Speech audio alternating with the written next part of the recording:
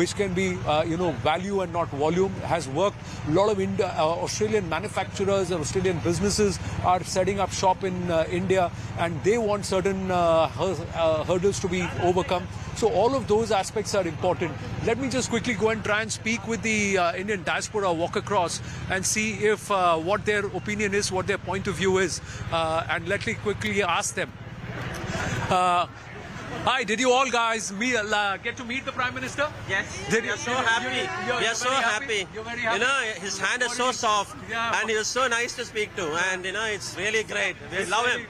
We love him. Yeah, really great. Jai Modi. What a Tejas he is. What a Tejas he is. Hardworking man, like coming from Papua New Guinea, tirelessly, with a good look, greeted us with all smile. Yes. On behalf of Malayali Association, we welcome the Honorable Prime Minister to our living country here, the man of the powerful India. We are so blessed to see him. Very blessed to see him. Yes. I did ask Modi the only one thing. Did the little girl get to sing? Yeah, she sang. Where is sang? Where is she? She's somewhere. She's like, she sang in front of Modi. The one thing I asked Modi was, Modi, we want a land for crematorium because this is happening, and we want a crematorium. Every Indian has to be sent back with respect. So that is not available, and he said he'll look into it, giving a land. Look into it. So yes. Given as a simple, something which we think is normal in India is something which is absent here, and you've asked for it. Yes, exactly. It's a crematorium. One more thing, he made a point to meet each and everyone from the right to end. That is a very great leadership, I'm a proud Gujarati coming from Modi's land, so a lot of Gujaratis are here as well. Lovely. No, I think our friends from the Bora community were also there. I think you also shook hands. The Prime Minister met you guys. Was it good to meet him? It was a very good pleasure meeting him and shake his hand. Thank you very much. Shake his hands. Gujarati में बात करे थी कि नहीं? हमारो एकदम हमने तो घनी खुशी है कि नरेंद्र मोदी जी ने हमें हाथ मिला.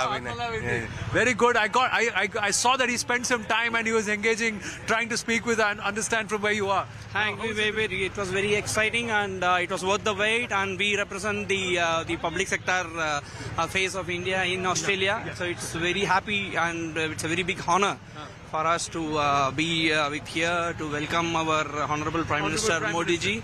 How was it to meet him? Oh, we are blessed, and we are amazed to see, such an energy, he has got after working hard and visiting all these places, but still he makes it a point that meet everyone gathered here. Everyone gathered here? Yeah. Sir, I just want to know, did you get to sing? Yeah. You sang? Yes. Yeah, what did the Prime Minister say? He patted me on the head, and I felt very excited. Very excited. He patted you on the head. Yeah.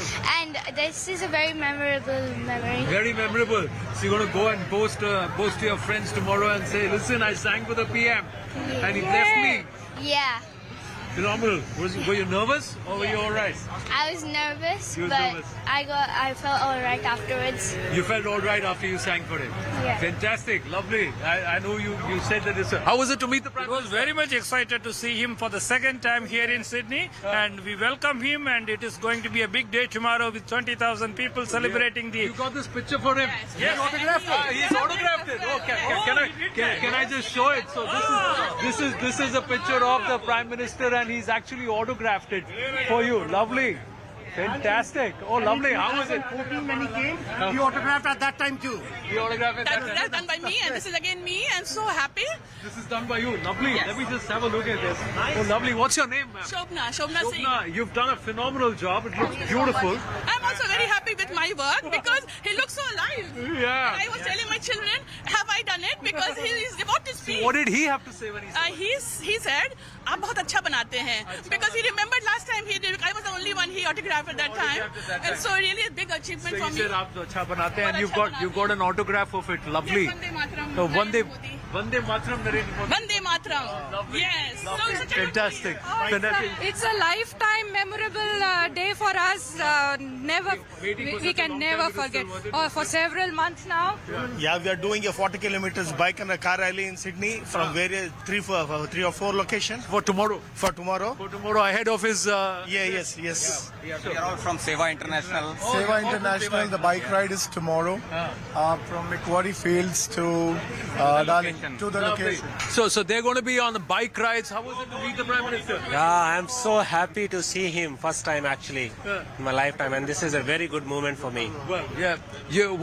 What stood out for you? I know it's not for long that you met the Prime Minister, but something that stood out for you. Yeah, I think just greeting him and touching his hand is the most memorable time, for me. Amazing moment for you. Yes. So there you go. So that's what the diaspora feels.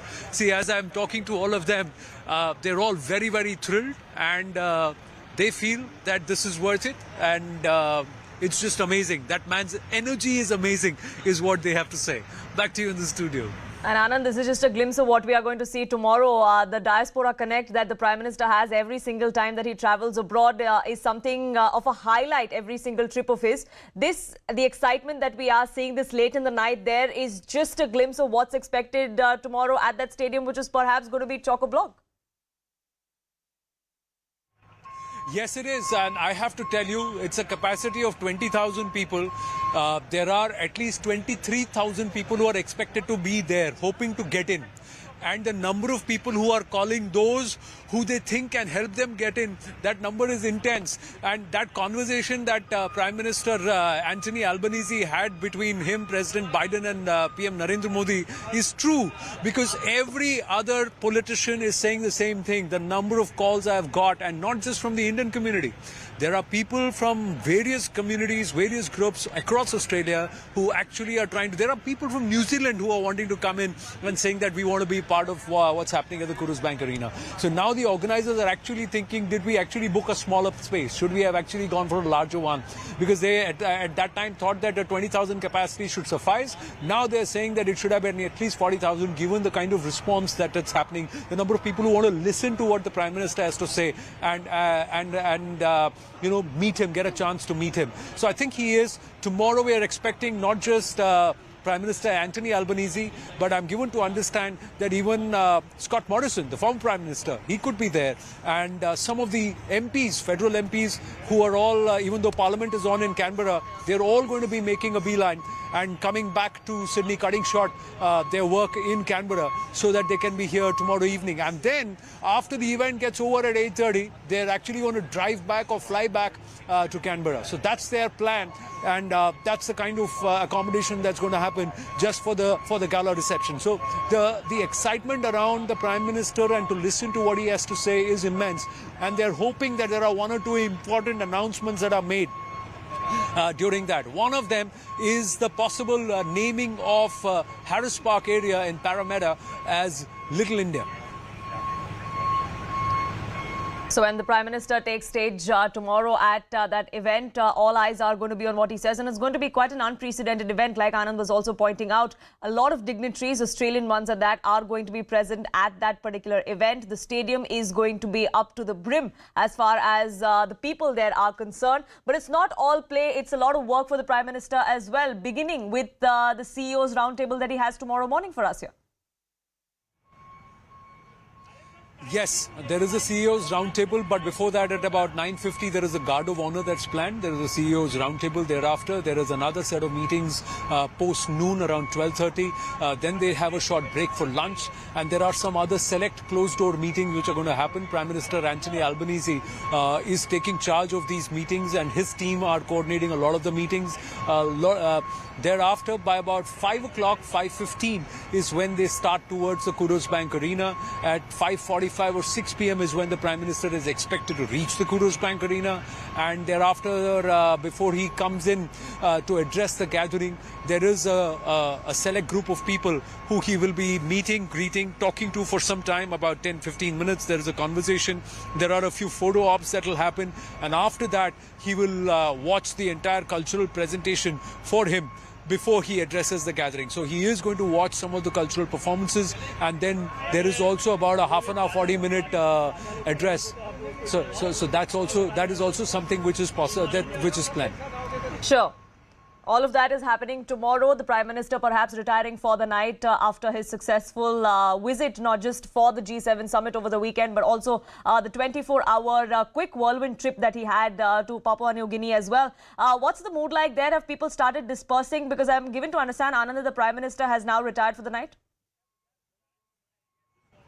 Yes, he has. What I have to do is I have to move away right now, Poonam, because I'll join you back because there's a Foreign Secretary briefing that's scheduled to happen. So we'll bring that to you live, and we've been advised to head towards inside the hotel for the Foreign Secretary briefing. So if I can hand it back to you in the studio and just give me 10 minutes, and we should be able to set up for the Foreign Secretary briefing. Sure, Anand. We'll keep coming back to you as the activity happens there in Australia. It is late night in Sydney, but the excitement is pretty high, and it's going to continue for the next 2 days as far as the Prime Minister's visit is concerned. We'll keep getting all of that back to you here, but for now, we are shifting focus on Nation at 5. We're shifting focus to unfortunate news that came to the fore from the IT capital of India, that's from Bengaluru. In the wake of the death of a 22-year-old techie in Bengaluru, the driver of the rental vehicle that she was travelling in yesterday has now been arrested for negligent driving. Now remember, the family of 5 was travelling from Hyderabad to Bengaluru in a rented car when they were caught amidst the heavy downpour in Bengaluru. According to eyewitnesses at the scene, the driver of the car made an ill-advised attempt to navigate through waters to inundated streets, resulting in the vehicle becoming partially submerged. This happened in the middle of the KR Circle Underpass. Chief Minister of Karnataka, Siddaramaiah, visited the family at the hospital. He announced 5 lakh rupees as ex gratia and free treatment as well. But unfortunately, the 22-year-old Infosys Techie succumbed to her injuries. An FIR has now been registered against the civic body officials. But is it enough? Is it too late?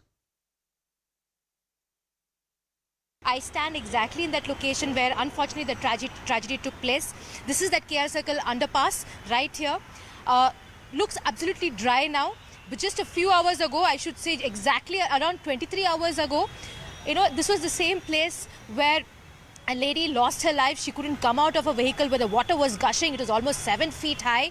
And it's really sad because this is right in the heart of the city. It's not even less than a kilometer away from Vidhan Saudha, the seat of governance. This is KR Circle, which is known to be a very big area right in the heart of Bengaluru city. And if it can happen here, just think of what would be happening in the rest of Bangalore as well. Let me show you something that it hurts me to say, but it's something really sad to show. This was the sari that was actually taken out by a lady who tried to help that family who was stuck down. And it still remains as an evidence to show to the district administration also that something really needs to be done. Can you just describe it to us first, what happened? Actually, yesterday it was a horrible rains and winds in Bengaluru. So I got a call from my input that get some rain visuals. I was there at 3:50, exactly 3:50 near Vidhan Saudha. Came here, I heard the sound saying that in Telugu, Kapadandi, Kapadandi. So then later I came to this spot. Then I just, right now, I stand in this here and I just bend it and I saw there. It was very high, 10 to 15 meters very high. And the car was drawing like till it was a Xylo vehicle, it's very high and it's nearly the Viper, which is rear Viper backside.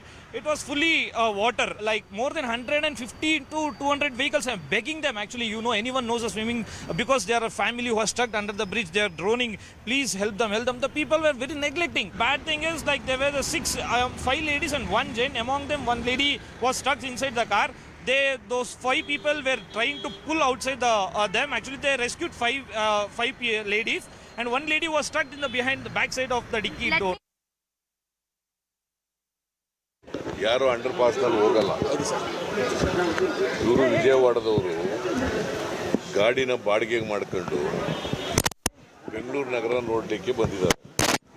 ಯಾರು from Vijayawada, including driver ಸೇರಿ 7 ಜನ ಇದ್ದರು. ಅವರು barricade ಹಾಕಿದ್ರು, ಅದು ಮಳೆ ಬಂದು barricade ಬಿದ್ದೋಗ್ಬಿಟ್ಟಿದೆ. ಇವನು ಡ್ರೈವರು ಏನು ಮಾಡ್ಬೋದಾಗಿತ್ತು, ಅಂಡರ್ ಪಾಸ್ನಲ್ಲಿ ಹೋಗದೇ ಇರಬೇಕಾಗಿತ್ತು. ಅಂಡರ್ ಪಾಸ್ನಲ್ಲಿ ಹೋಗಿದ್ದಾನೆ, ಗ್ಲಾಸ್ವರೆಗೂ ನೀರು ತುಂಬ್ಕೊಬಿಟ್ಟಿದೆ ಕಾರ್ಗೆ. ಅಂಡರ್ ಪಾಸ್ಗೆ ಹೋದ ತಕ್ಷಣ ಬಾಗಿಲುಗಳು ಕೂಡ ಓಪನ್ ಆಗಿಲ್ಲ, ಬಿಕಾಸ್ ಆಫ್ ದಿ ವಾಟರ್. ಅಲ್ಲಿ ಬಾಗಿಲು ತೆಗಿಯೋಕ್ಕೂ ಆಗಿಲ್ಲ. There are heavy rains and there will be water clogging under the underpass and all. But I don't remember any death happening. That means there is a mishandling of the whole thing, and the particular drivers have not taken precautions, and it could have been avoided, and timely action by the BBMP could have saved the life. There is some lapses. that has to be really looked into and see that minimum this kind of a big loss doesn't happen. ಅಂಡರ್ಪಾಸ್ಗಳು ಸುಮಾರು 18 ಅಂಡರ್ಪಾಸ್ಗಳು ಇಲ್ಲೂ ಇದೆ. ಹೊರಗಡೆ ಬೆಂಗಳೂರಿನ ಹೊರಗಡೆ ಕೂಡ ಹುಬ್ಳಿ ಧಾರವಾಡ ಇರ್ಬೋದು, ಬೇರೆ ಬೇರೆ ಕಡೆ ಈ ರೀತಿ ಅಂಡರ್ಪಾಸ್ ನಾನು ಗಮನಿಸಿದೆ. ಸೊ ಎಲ್ಲ ಎಲ್ಲೆಲ್ಲಿ ಅದು ಬಾಟಲ್ ನೆಕ್ಸ್ ಇದೆ ಅದ್ರ ಬಗ್ಗೆ ಎಲ್ಲ ಸ್ವಲ್ಪ ಒಂದು ರಿಪೋರ್ಟ್ ತರಿಸ್ಕೊಂಡು ಒಂದೇ ದಿನದಲ್ಲಿ ಯಾವುದು ಬದಲಾವಣೆ ಮಾಡೋಕ್ಕಾಗೋದಿಲ್ಲ ಅನ್ನೋದು ನನಗೆ ಗೊತ್ತಿದೆ. ಮುಂದಕ್ಕೆ ಈ ರೀತಿ ಆಗದೇ ಇರೋಂಗೆ ನಾವು ನೋಡ್ಕೋಬೇಕು. ಯಾಕಂದ್ರೆ ಜೀವನ ಪ್ರತಿಯೊಬ್ಬರದ್ದು ಕಾಪಾಡಬೇಕಾದ್ದು ಕರ್ತವ್ಯ. A young life snuffed out too early for no fault of hers. It's apathy and negligence that killed this 22-year-old techie. But who is going to take blame? We are asking that question, and we want accountability from the administration in Bengaluru and in Karnataka, which is why we're taking your calls live here on this broadcast. The numbers are flashing on your screens. Do call us. Do tell us. Narrate if you faced any such similar instances. Do call us and tell us. Who do you think should be held responsible, and what kind of punishment needs to be meted out to officials that are found guilty of negligence of dereliction of duty? Joining me on this broadcast is senior journalist B.S. Arun, convener of the Citizens Agenda for Bengaluru, Sandeep Anirudhan, also joining us on this broadcast. And Sandeep, I'd like to get you started on this. We've seen such instances of apathy coming to the fore multiple times in the IT capital. I mean, it's the IT capital of the country. We have businesses from all over the world, and this is what we have to showcase. We can't even secure lives as far as basic administration is concerned. Yeah, first and foremost, there is a failure of civic administration. The engineer in charge of that area of the BBMP ward ought to have taken action, because there was prior notice, there was prior warning of storm.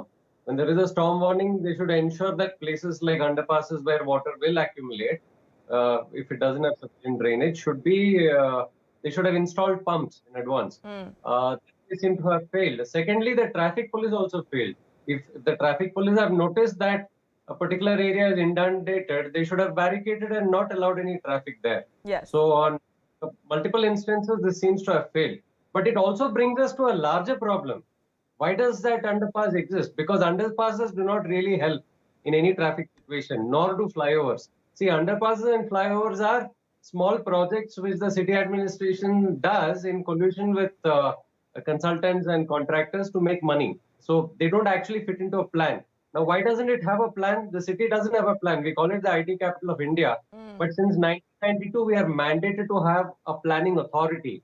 For 3 decades, we don't have a planning authority. The planning authority is supposed to be the Metropolitan Planning Committee.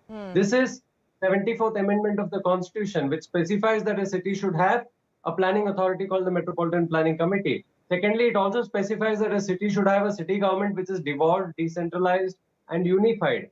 BBMP is none of those. Therefore, the BBMP is just a puppet of the state government. It's extremely inefficient. It's a hub of corruption for all these MLAs and ministers.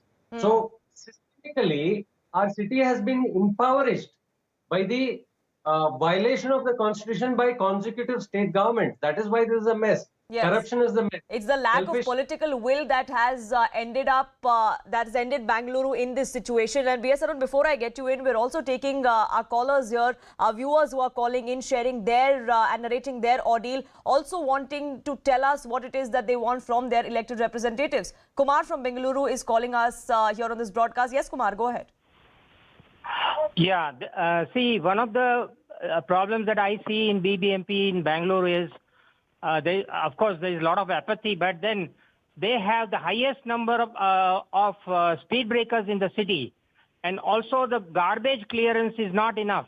In all other cities, they have large, garbage, what do you call, the bins are there in all the cities, except in Bangalore. People throw garbage anywhere and everywhere. So when it rains like this, it gets clogged. Even in the underpasses, you'll see so much of garbage people throw at night, because BBMP doesn't clear the garbage at wherever it's supposed to. Yes. They make all kinds of tantrums, and people are fed up of that. So they throw garbage at night and go away, including in underpasses. And everybody really needs to wake up and take action. Highest speed breakers are there in the world, not just in India. Yes, it's poor planning as far as the planning of the city is concerned. It's poor planning and implementation as far as civic issues are also concerned. Thank you so much for calling in. Guruswamy from Bengaluru also calling us in. Yes, sir, go ahead. Have you faced something similar? Hi, yes. Even I have the same opinion of like a previous caller. It is actually lack of BBMP, lack of work done in the Bangalore city, and the drainage system is not well here. And also, I point out one more thing that since it is a rented cab, and the driver should have been a little more cautious about whether to drive out in that in the first place. Okay, so I think he could have saved the lives of the 22-year-old girl. So that's what I felt that. Thank you so much for calling in. It is negligence on part of individuals. It's also apathy on part of the civic body is what most people are telling us. Bharti from Bengaluru, Srinivas from Bengaluru also with us. Srinivas, go ahead, sir. Yeah, good evening. So this is a lapse of the BBMP because politicians, they come and go, but the BBMP would be there. So they would have avoided whenever there is a lots of rains are there, they can close the underpasses just by putting the barricades. They can close it. I mean, instead of telling the people for the problems, they should see for the solutions, right? So the moment if any heavy rain comes, they can close the underpasses and so that no vehicle enters there. Yes. So that can be done. Yes. And it's a simple solution, but I don't know why BBMP neglects these things. Solutions are plenty. Unfortunately, they're not being implemented. B.S. Arun, I want to get you in also because the BBMP has delayed elections for far too long. The fact that there is no elected representative to be held responsible, do you think that also allows for such things to happen? That is something that ensures that the loopholes are never plugged? Yes, absolutely. That is one reason.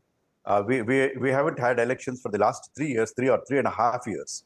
So there is no elected council. So that's one of the reasons, because you cannot hold anyone accountable, either the corporators or the mayor. And in addition to that, Bangalore, normally we have a Bangalore development minister, a minister specifically in charge of all the issues concerning Bangalore. For the last 4 years of this BJP government, we don't have a minister who is specifically put in charge of Bangalore. The chief minister is there who looks after also the Bangalore development. That was perhaps another reason why we are in this state of total inefficiency, incompetency, and corruption. BBMP today has become a den of all these, and there is no, there is no one to hold accountable. There are officials, but they are not accountable to anybody. That's how they act. And now that the new government has come in, I hope they will act and act with prudence. They will take care of the citizens of this IT city. That's because the only hope that all these days, you have seen how many pothole deaths have happened. Yes. And on the same pothole, there have been multiple accidents and people have died. And the Mumbai government had given statistics in the assembly, on the floor of the assembly, saying that 20,000 rupees were spent, 20,000 crore rupees were spent in a span of 5 years. Yes. Just for filling up of these potholes. So where that money has gone, what are the improvements they have done? And interestingly, no answers came to the fore in those 5 years that the BJP was in power. But just 2 weeks after they've lost, and now there is a new government in power. Today, we had the former Chief Minister Basavaraj Bommai turn around the tables and blame the Congress completely for the kind of negligence that we see. Do stay on with me. We have our viewers calling in as well and sharing their perspective. Vijay Kumar from Delhi is also with us. Vijay Kumar, have you suffered from something similar in Delhi as well? The national capital also sees its fair share of inundation every time there is a downpour. Yes, it is always there. This is a big civic apathy. In Delhi, recently, one side of the road is totally blocked just for repair. Generally, they used to block only half of the road. They never bother. 19 days, they have blocked the airport road. It was a very big tragedy. And this thing, driver is not at all at fault. The civic authority has to be booked. This is the PWD people and the traffic police. They would have blocked the road. How do I know as a driver where there is a how much water is there, etc. So these people, they should be booked. Accountability should be there. Every time something happens, Allah will happen, and afterwards nobody bothers. Yes. That's the most unfortunate bit. Vijay Kumar, thank you so much for calling in. Ishan from Mumbai is also calling us in. Ishan, every monsoon season we see something similar in Mumbai as well. Mumbai. Yeah, so this should be an eye-opener for the BBMC authorities that so many underpasses in Bombay, and a similar incident may happen. And I'm also worried for my daughter, Mami Chakravarti, and my son-in-law. They are in Bangalore and they should be safe on this type of scenario. This should not get repeated. And for Bombay, it is an eye-opener for BBMC. Same thing happens across all the... Absolutely. All the different cities, different civic bodies, but unfortunately the apathy remains the same. Thank you so much for calling in. Ishan. Bharti from Bengaluru is also with us. Yes, Bharti, go ahead. Have you been stuck in a similar situation? Yeah, many a times, madam. Good evening. Many a times I've stuck in such situations. I don't know what these engineers mean by urban planning. Do they know planning is my question. And most of the layouts that are formed without any sewage, without any drainage facility, how are they getting approved is my question. And blocking the road is not a solution. Then why roads if you want to block them and not allow the people to travel or commute?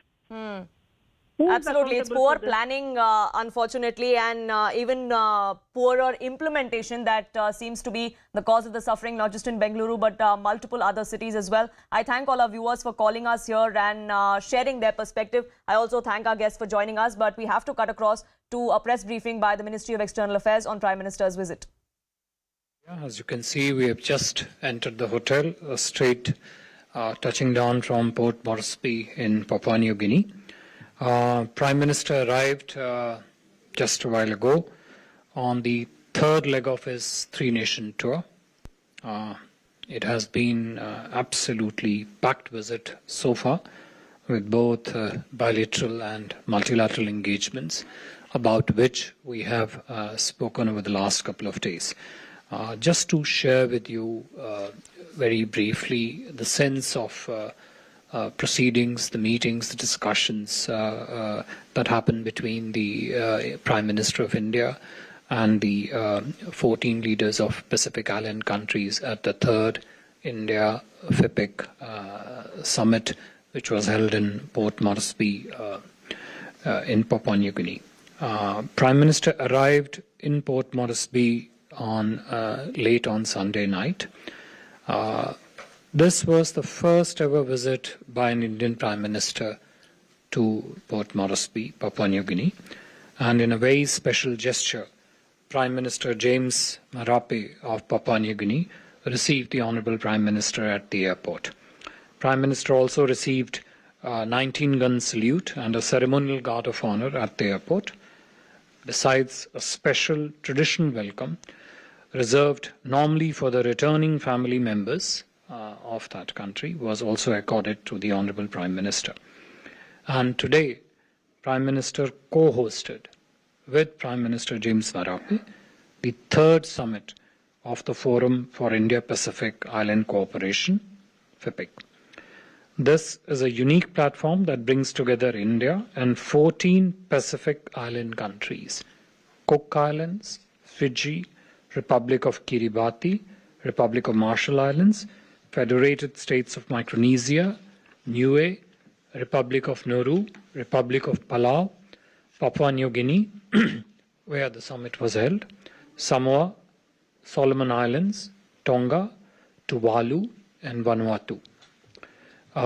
As you would all know and recall, FIPIC was launched in Fiji in 2014 during Prime Minister's visit to that country. It has helped deepen considerably our engagement, its scope, its breadth, and its intensity with the PIC countries across various domains and as per priorities which are set by the FIPIC countries.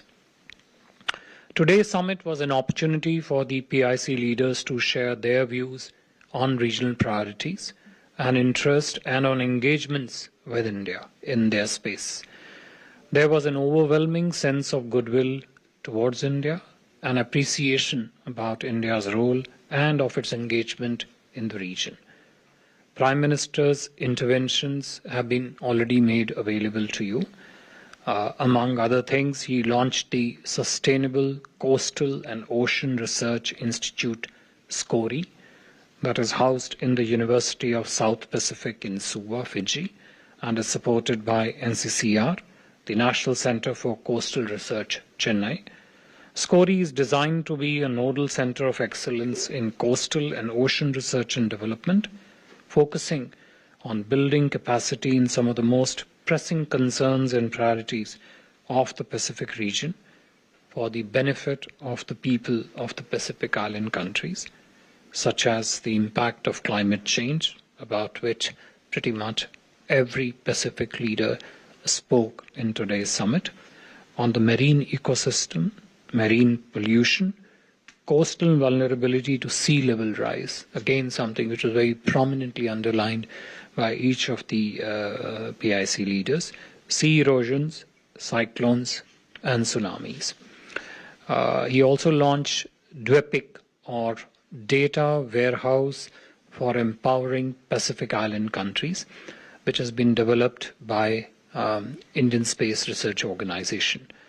DWEPIC portal hosts geospatial datasets and services, including satellite data, terrain data, climate and ocean thematic service. DWEPIC, or Data Warehouse for Empowering Pacific Island Countries, which has been developed by Indian Space Research Organization. DWEPIC portal hosts geospatial datasets and services, including satellite data, terrain data, climate and ocean thematic services, disaster services, and value-added services for access and utilization by the Pacific Island countries. This is part of the Space Technology Application Center that was announced by the Honorable Prime Minister in 2015. Today, Prime Minister also announced a 12-step action plan to strengthen India-PIC partnership.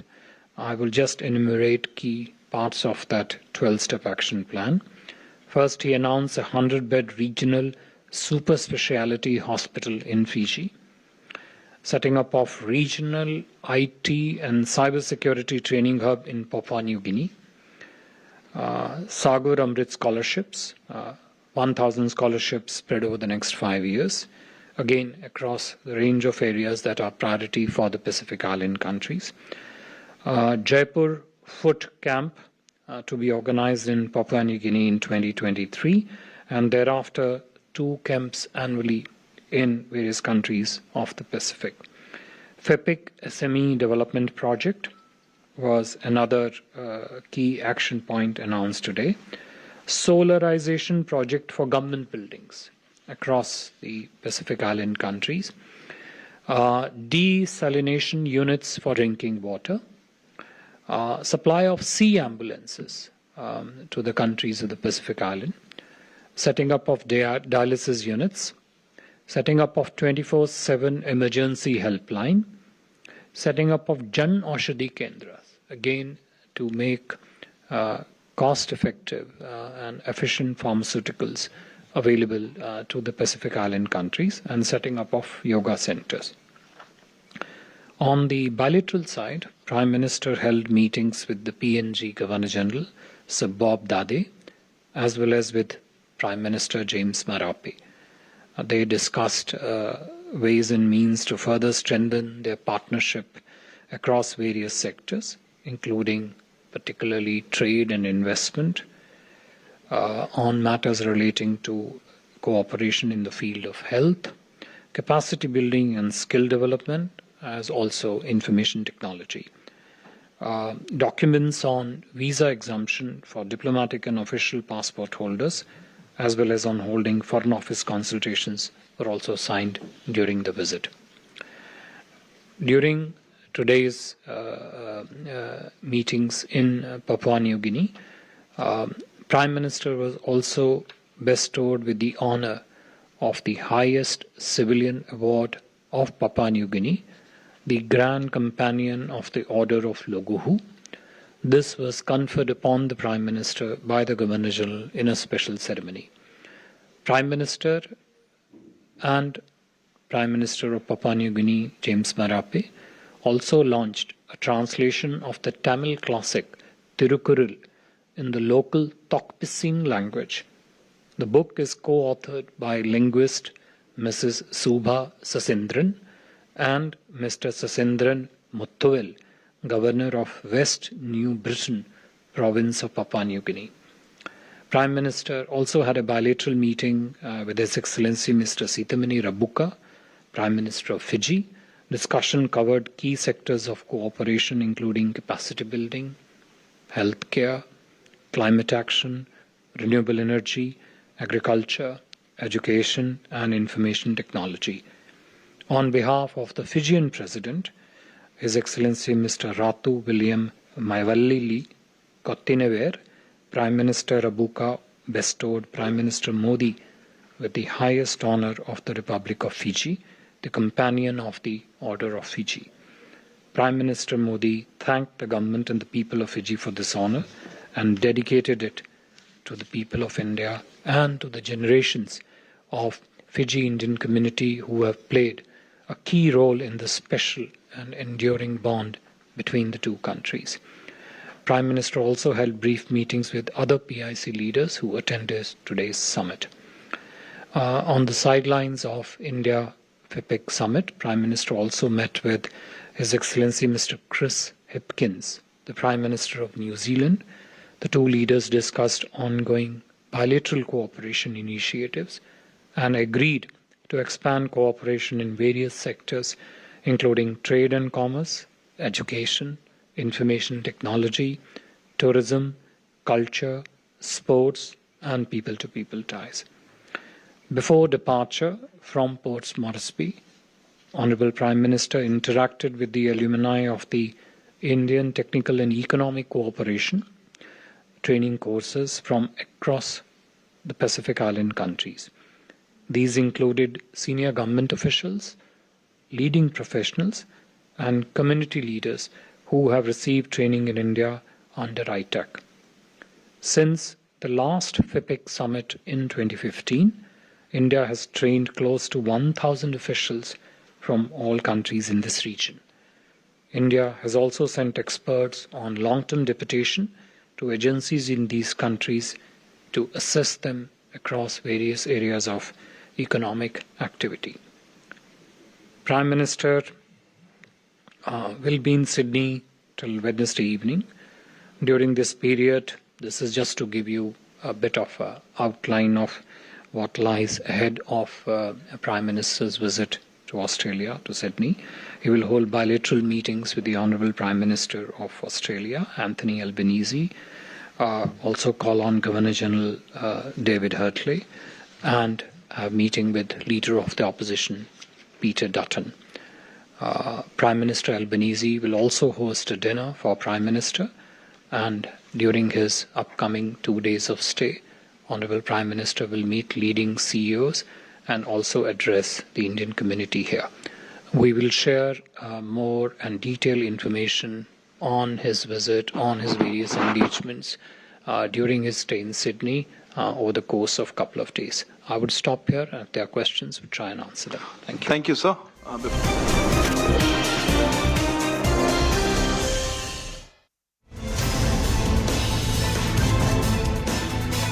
Key bilaterals to furthering trade and cooperation between India and Australia. Renaming Harris Park as Little India, and of course the grand reception planned by the Indian diaspora right behind me at the Kudos Bank Arena. It's all happening in Sydney in Australia. They are ready to welcome Prime Minister Narendra Modi. Join me, Anand Narsuman, as I get you all the updates live from Ground Zero, Sydney, on CNN News 18. Significant for you from an Australian perspective? Well, it's always very exciting to have Prime Minister Modi here in Australia. As a private citizen, even before I was a Member of Parliament, I went to see him when he came here last time, and it's hard to imagine any other political leader being able to fill a stadium of expats and people who are interested in the relationship, but that's Prime Minister Modi. And I think in that time since his last major visit here to Australia, there has been such a growth in the relationship. I mean, now India is so close to us, whether it's through the Quad, whether it's the free trade deal that we've done, whether it's the comprehensive strategic partnership, whether it's the defence and security relationship. As I've said many times, the Australia-India relationship is an unalloyed good. Having Prime Minister Modi here is a great celebration of that relationship. CNN News 18's Anand Narasimhan also spoke to Australian MP Andrew Charlton about PM Modi's visit to Australia. Listen in. What are the expectations? Well, it's a very exciting visit for Australia. This is the second time that Prime Minister Modi has been to Australia. And this year, Prime Minister Albanese will travel to India twice during the course of the year. And that speaks to the great state of Australia-India relations and the closeness between our two countries. There's a big interaction with the Indian diaspora that's being planned at the Kudos Bank Arena. Are you going to be a part of it? I am, yes. I know the Indian diaspora in Australia is very excited about the visit of the Prime Minister. Australia has a wonderful Indian diaspora of nearly 1 million people in Australia have Indian heritage. That means 1 in every 25 Australians has some Indian heritage, which is an incredible national asset for Australia. And we're very excited about the Prime Minister coming and saying hello to quite a few thousand of them. So how many people have called you who have never reached out to you in the last few days saying, Andrew, can you find me a seat? Everybody wants tickets to the Modi event. And I say, look, I can get you tickets to Taylor Swift. I can get you tickets to Harry Styles, but I cannot get you tickets to Narendra Modi. Well, we have a wonderful Indian diaspora in Australia. And the most important thing about Australia is that everybody, no matter what their faith, is able to practice their religion in peace. And there is no place in Australia for religious acts of extremism of any kind. Crossing over to our correspondent Siddhant Mishra, who's joining us on this story. Siddhant, so Prime Minister Modi is in Papua New Guinea for the FIPIC Summit. Can you give us more details about the summit? Well, Anjali, this is perhaps the historic visit of Prime Minister to Papua New Guinea, and this is the third FIPIC summit that India is hosting in Papua New Guinea. Before that, India has conducted 2 successful summits, one in Fiji and the other one in Jaipur. But because of the COVID-19 and the situation post that, the third summit got delayed.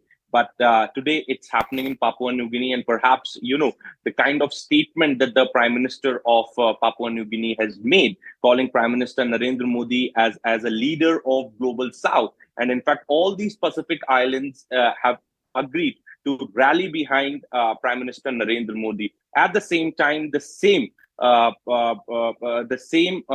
even Prime Minister Modi also spoke on the lines of Global South, that how India is ready to raise concerns to. Thank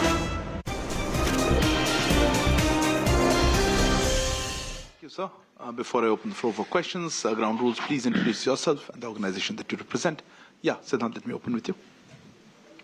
Microphone, please. Hi, sir. Siddhant from Beyond. How much is India's engagement with the Pacific countries important to India's vision of the Indo-Pacific? My first question. And second, when it comes to meeting with the Australian Prime Minister, how much focus will be the Khalistani extremism, a concern which India has raised publicly several times? Okay. Yeah, Manish. Microphone. Manish Chand, India Rights Network.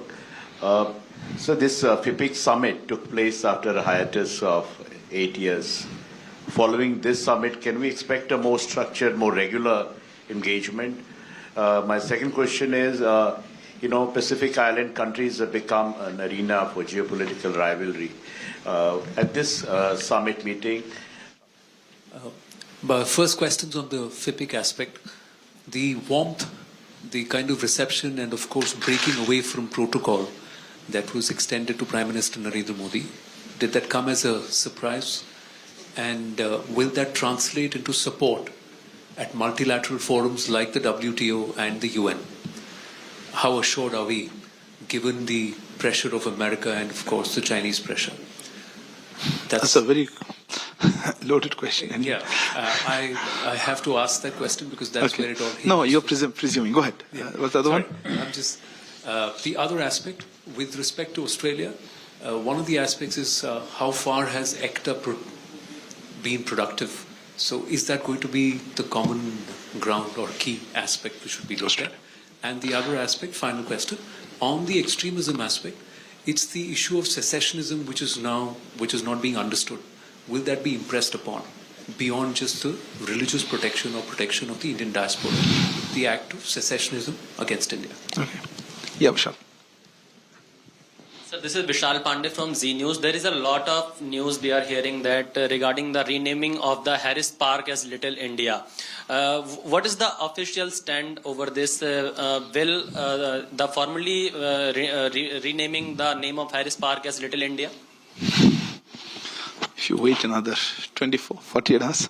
Anyway, so no other questions? So we'll close. Yeah? I'm sorry? Okay, I thought you were a camera person. Why don't you sit here? Okay, go ahead. My camera is there. Okay, go ahead. I'm Jay from Australia today. Okay. I'll elaborate what Anand was saying. Is this secession movement of Khalistan kind of dangerous for Australia as it is for India? What are the security aspects or the sharing of information with Australia going on? And how important it is for Australia to understand where it is going? Thank you. How important for Australia? Okay. So I'll close it. Thank you.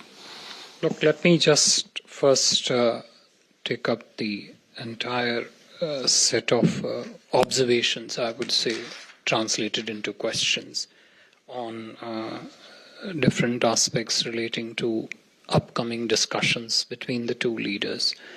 I've clearly mentioned to you that it would be not correct for me not to prejudge in any way what the two leaders discuss. But I have also mentioned to you that insofar as questions relating to harmony and safety and security of our two societies, they have always been discussed, periodically been discussed between the two systems. How those talks are positioned between the two leaders, we will brief you in detail after those talks are over so that you can not attach assumption to your questions, but rather have evidence of what happens. That would be far more specific in terms of that element of your observation. On your question relating to surprise on the welcome, whether the surprise and sentiment translates into something as if it's a transaction, which surprise and sentiment are related intrinsically in a very different way compared to how sentiment and other aspect is related, which you mentioned.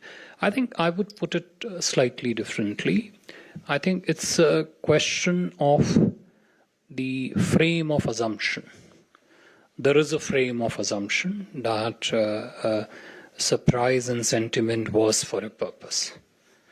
There is another frame which takes surprise and sentiment as absolute elements of a relationship between the two societies, of a relationship between the leaders. And then the productive nature of that relationship, which translates into specific elements of cooperation. I think the welcome that the Honourable Prime Minister was accorded in Papua New Guinea, the warmest of the sentiments that was shown not just by the Honourable Prime Minister of Papua New Guinea, who broke all protocol, came to the airport, welcomed Honourable Prime Minister, provided the ceremonial 19-gun salute, but also by the sense which we got in the summit was of a deep-rooted, intuitive affinity that was displayed towards the Prime Minister. And such expression of warmth towards the Honourable Prime Minister, which was also manifested in the highest order that Papua New Guinea accorded to the Honourable Prime Minister, the Prime Minister of Fiji accorded to the Honourable Prime Minister on behalf of the Fijian President. It showed something which is which actually displays to you the key element of people-to-people relationship, which is intrinsic element of the composite frame in which India and FIPIC cooperate. Prime Minister's approach to FIPIC, his vision of FIPIC, is of an absolutely positive agenda whose central anchor is the development, is the prosperity of the two society, is to deepen value-based partnership between India and the countries of the FIPIC. There is a certain amount of bilateral frame in which it operates, much as your question would allude to an externality to it. I would say that the Honourable Prime Minister's vision of FIPIC, partnership with FIPIC, engagement with FIPIC, is centrally rooted in the prosperity of the people, which then translates into an extensive development agenda and an engagement which is rooted in different elements of economic cooperation. I listed 12 elements of this. If you flesh them out into different buckets, you will find there is a strong bucket of capacity engagement. There is another category which strongly deals with their health security needs. You would all perhaps...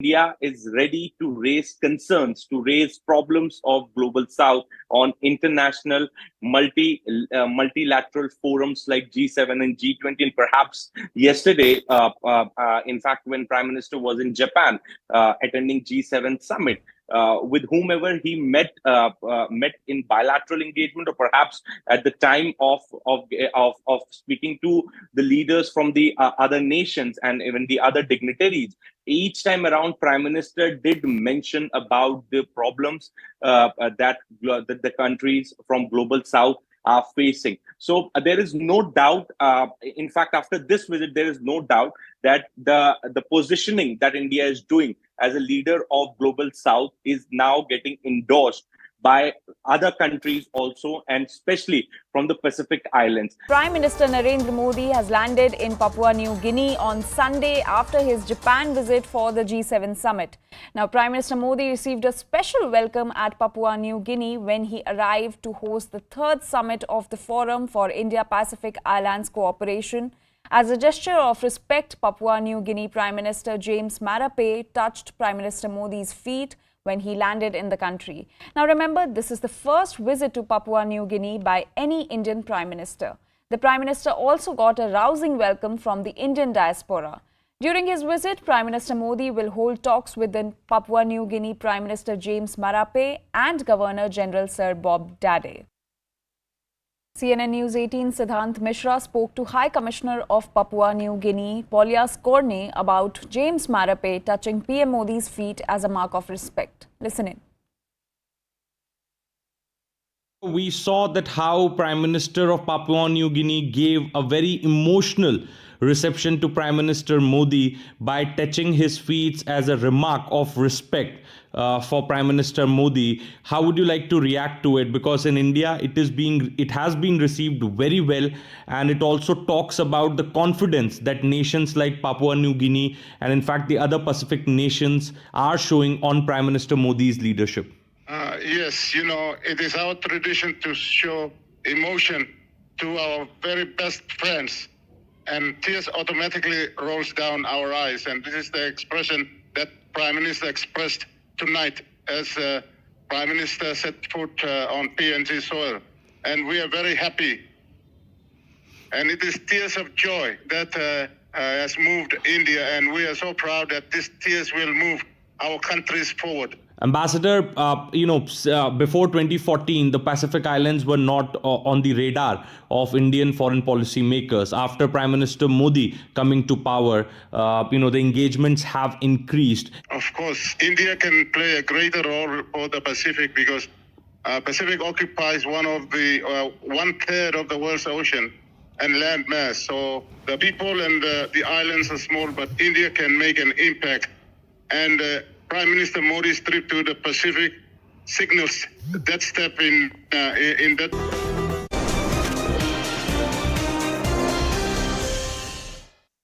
Thank you for staying with us. News coming in here from Mumbai now, where TV actor Aditya Singh Rajput has been found dead at his residence. He was found inside his bathroom by a friend. He was taken to the hospital where he was declared dead. The police have started their investigation, is what we are given to understand. Yasha, my colleague, joining us for more details on what's transpired. Yes, Yasha.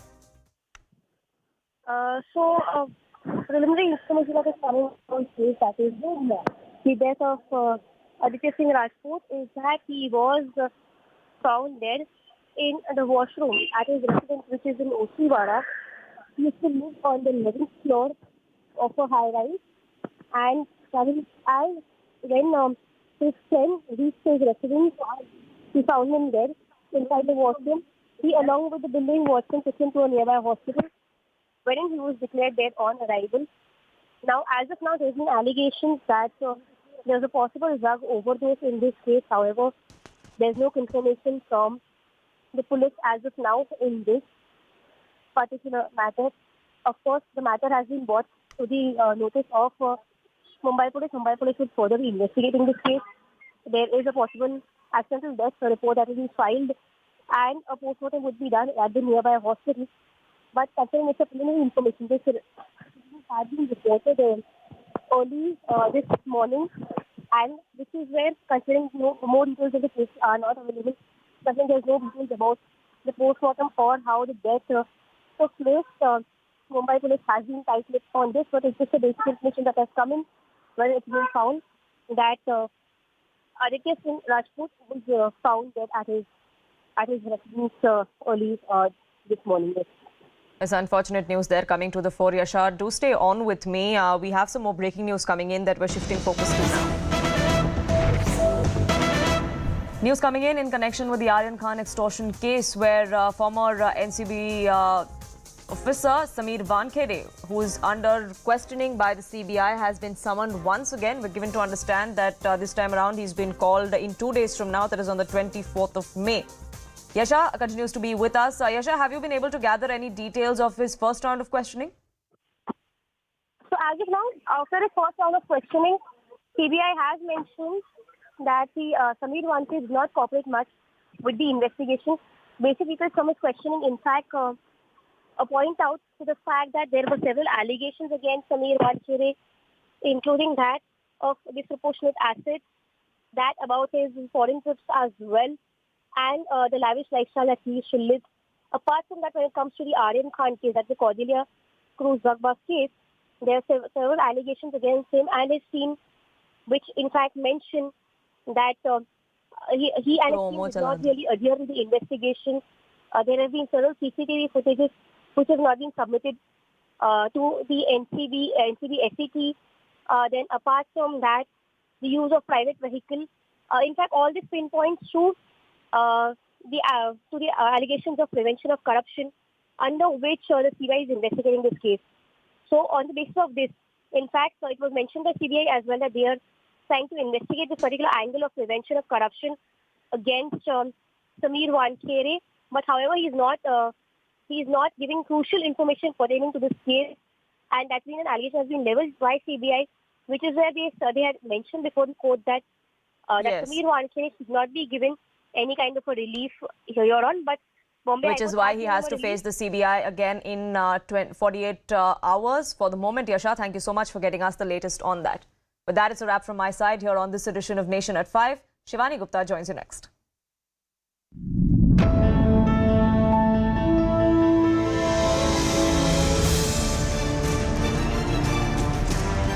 Are you satisfied that the Congress is in a position, if not to emerge as the single largest party? Without any support, we will form a government. The million-dollar question, who is going to be Chief Minister? Why you are worried about the Chief Minister? Had you not quit, then the numbers would have been very different. Definitely. Let's bring it up one by one as to what worked for the Congress. The BJP has 38% vote share, so they're up by 2% from the last time around. Congress has moved up at least about 6 to 7% in vote share. Out of the 28 sitting MLAs who were dropped, the BJP won only 13. The Congress kept this election extremely local. There were local leaders focusing on local issues. Bajrang Bali gambit that we have been saying, this led to the consolidation of the Muslim votes, the triangular contest becoming a bipolar contest.